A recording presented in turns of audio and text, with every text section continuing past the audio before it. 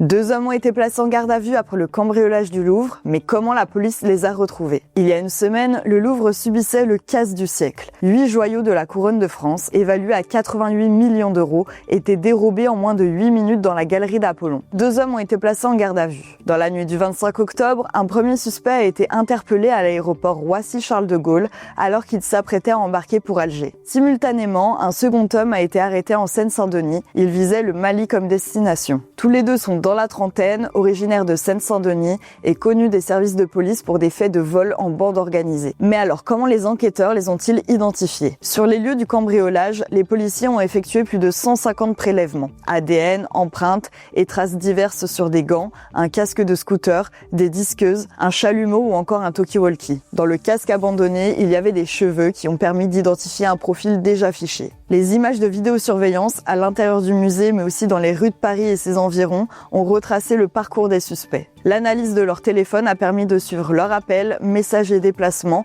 confirmant leur itinéraire et leur projet de fuite à l'étranger.